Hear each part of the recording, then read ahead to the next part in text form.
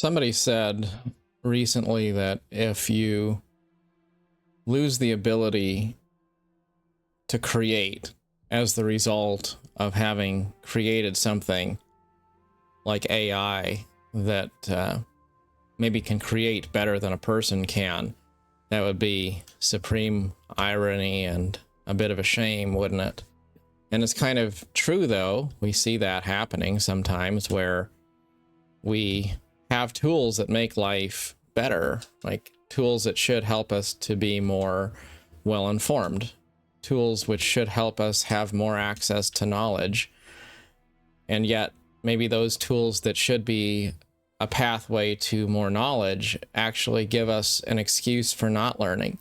For example, you used to sit down and read a history book about what happened in detail throughout all of history, and now maybe you don't do that. Now maybe you go Google it and you say, what was the Trojan horse, or what was the relevance of a specific event that happened in history. But you don't necessarily have as much in-depth, well-rounded knowledge as you would have had if you studied the entirety of a thing.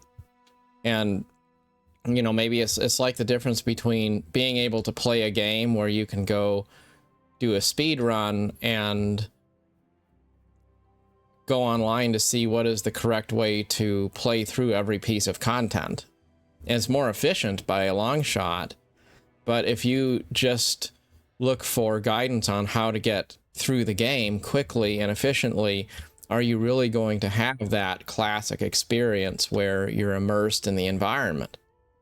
Because a big part of the experience, if it's a meaningful one, is the wandering, the immersion, the taking it at a slow, sequential pace, maybe getting stuck at a certain part and then being just in that area. I remember my old experiences with RPGs where they were text-based and there wasn't really any guidance or any books that would tell you, here's how you get through the content.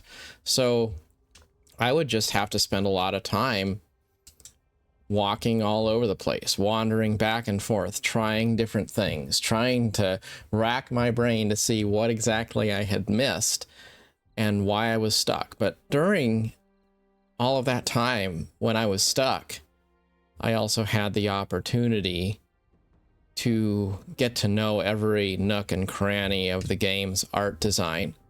I fell in love with the simple things like intro music in the menu because I played the game so much and just wore a hole in it. And most of it was just spent wandering around trying to figure out what stone I had failed to turn over.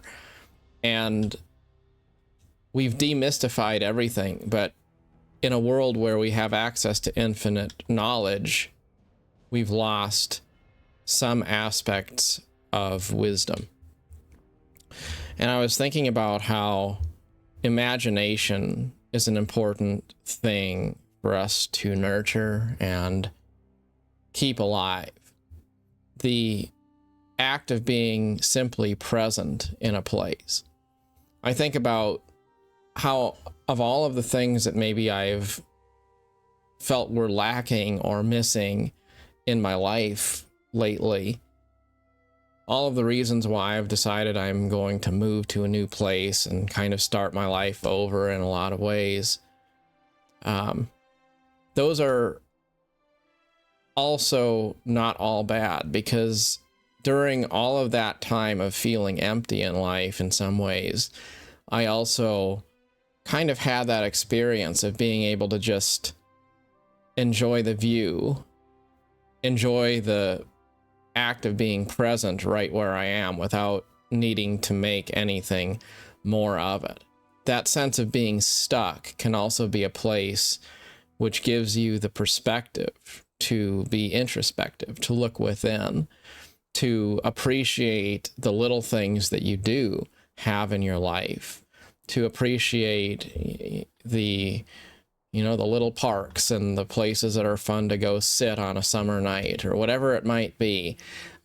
Maybe a late night cup of coffee at the corner gas station. All of those things that are not really tied to any objective. They're things that you just happen upon when you're going through life at a slower pace. And as I contemplate change, I've been thinking about how important it is to make sure that you don't lose sight of things which enrich your spirit, your imagination, and things which don't really serve any particular purpose. It's easy to jump back into a routine of saying, well, what is the next thing I need to do? And sometimes in life we do have to think about that, because there are things in life that need to get done, of course. But what really makes life meaningful, what makes it possible for you to know who you are, is that empty space when you're either forced to by nature or compelled by yourself to pause and to just study the completeness of the place where you are, whether it's in a game or going for long, repetitive walks around your neighborhood. Life is meant to be a wandering, meandering, often aimless journey when there's vast amounts of space in between our objectives, when we don't necessarily know what to pursue next, or we aren't actively pursuing anything and we're just being. I was just talking earlier with a guy about coffee and tea and how there's this culture surrounding the third place of being able to disconnect from the doing and the going, to let go of what was and what will be, and instead just for a moment to pour a cup of coffee somewhere. Maybe it's when you're on a long road trip and you get off the road and pour a cup of coffee at the gas station, or maybe it's at the Starbucks if you have a more premium sort of experience. Maybe it's just at home when you pour a cup of coffee and get your day started, or go step outside and get a breath of fresh air while you enjoy it. Or maybe you just drink coffee while you're exploring a familiar old video game. But really, it's not about the coffee, is it? It's about pausing and being present in the moment that you have. And so the heart of what I wanted to talk about is the importance of always making a place for those things, of imagination, making time to wander, making time for the things that don't require you to make time for them because they don't necessarily have to be done. It's about continuing to play games, even if life is busy. Continuing to make time for nothing, no matter how much stuff makes its way into your life. It's been comparatively easy for me to disconnect in some ways and to make time for things like that in my life, especially being single and having a job that is fairly easy to do and fairly respectful of my time, and living in a town that's fairly isolated and not having a whole lot of social obligations that I've needed to tend to. But then I think about, what would I do in a situation where maybe I have more of those pressures, family obligations and friends and maybe a busy job and all of that. And I think it's important. It's kind of a commitment that I make to myself that no matter how busy life gets, no matter how tempting it is to be super distracted with a lot of things and duties and obligations and places to be, that I will continue to be mindful enough to take a pause, like a coffee break, that third place, to go maybe into a game world where it doesn't serve any purpose other than just to be an end in itself, to keep on having space in life for whimsy. Somebody was talking about the movie The Never-Ending Story, and I haven't seen that movie, so I can't speak too much to it. But the general gist of it was that there was this kind of a fairy tale story, and it was actually serious because in a world without imagination, imagination becomes a critical resource. It becomes something that is extremely serious because in a way it's imagination, it's meditation, it's being able to separate yourself from the material things of the world, which give us a path to the esoteric, to all of those things which are more spiritual than physical. And we tend to think that we find a path to those things by doing something overtly religious, like going to church or something like that. But I think the truth is it's not about those formal experiences. It's about being able to find those experiences in a way that is meaningful to you in any particular way that works for you.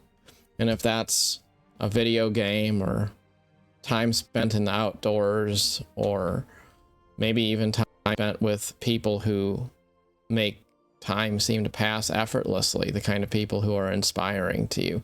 It could be any kind of an experience, but it's those experiences that don't have any objectives tacked onto them. It's those things that exist in a third space, which isn't your home and it isn't your work. It's something that's a little bit more in between. It's like that coffee shop that's homey but not home, formal but not work. A place where you're doing activity but you're not engaged in anything extremely strenuous. That wandering, that aimlessness, that walking around. You're not sitting there sedentary, but you're also not relentlessly trying to chase something. You're not out of breath. You're just active, and you're not trying to be preachy, but you're also able to share your experiences in a way that can be a light to others. You're not in it for other people, but you're also around other people in a way that can be helpful and meaningful. Like, it's amazing how often you could be just hanging around, not trying to do anything, not trying to have any serious talk with somebody or anything like that, but then you wind up having a conversation with somebody, and through the course of the conversation there's an idea that crops up or some kind of a eye-opening perspective that comes to mind, and nobody was trying to change anybody. No one was saying, let's sit down and talk about something heavy. It's just being there, or it's watching a movie or a TV show or something like that, and realizing that you found a life lesson or a nugget of meaningful philosophy that got you thinking about something different than the way you were thinking before. And it's meaningful and it's helpful, but it's also at the same time not really something that's overt, not really planned, just aimlessly discovered through the course of a life of exploring new things. We should always have room in our life, time and space for imagination, no matter how busy life gets, because those in some ways are perhaps the only real meaningful, enduring things out there. The things that are a reflection of the divine, because They remind us that there's more to life than just material things. Always make time for those things that are just lovely for the sake of themselves, and try not to let your life be too busy for things that might seem like they're not important. To the contrary, I would say when life gets busy, it's actually even more important to make time for the things that are aimless. But by the same measure, I do think it's important to have hobbies and interests which fit in well with the rest of your life. For example, I always like to go for a walk every day, and I tend to do that no matter where I am, no matter what I'm doing, whether I'm busy or not, I probably will. But it's also occurred to me that that's a really easy thing to replicate in any station, any time in my life. But imagine if I was really into being a pro wrestler. Well, then there's going to come a time in my life when, due to age and ability, I can't do that hobby anymore. Or imagine if I'm playing a game where it's really competitive and I'm part of a guild and I have to go do specific activities at specific times. And once I start playing, I can't stop because you can't pause a multiplayer game. Well, if that's the type of activity that I do, then what happens if I have a family, or I have obligations, or I have a phone call that comes in, and now I need to be able to pause the game so that I can talk about some business that's actually important? Well, does that mean that I can't play games? No. Like, for example, that's one reason why I like the Elder Scrolls Online, because it is an MMO, but it's one that you can play in such a casual way that it's totally possible to just play it maybe 15 minutes a day if that's all you chose to do. It would be fine. You can play it with other people, but you could also play it completely by yourself. And having those kinds of hobby experiences where you could play them with the sound off, you could play them in a room with other people, even if those other people weren't playing games. You could give them passive attention and be engaged in your hobby while also being involved in other things in an interactive way. All of that kind of stuff, I think it's useful. And I'm not saying that you should play or not play any particular style of game. It's just find hobbies and activities and things that fit in well into life in all of its living forms. That way, you don't wind up being disappointed when your life starts to change and then you find yourself in a position where you can't do certain things because maybe your time obligations are different, or your routines are necessarily different. I think about how there's really a game for everybody. There's games you could play on your cell phone and enjoy if that's your thing.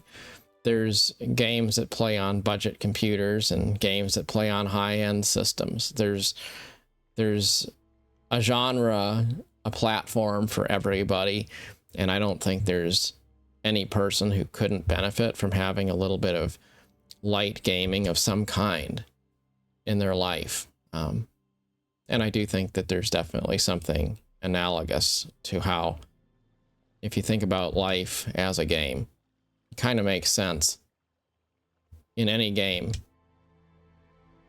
your goal is to enjoy the experience, and the things that would be most likely to give you a good experience in a game tend to also be the things which are most likely to contribute to your peace in life. Maybe we are living in a video game after all. I don't know. In any case, as always, strive to be happy and make space for games and coffee, or maybe tea, if that's your thing. Till next time, thanks so much for watching.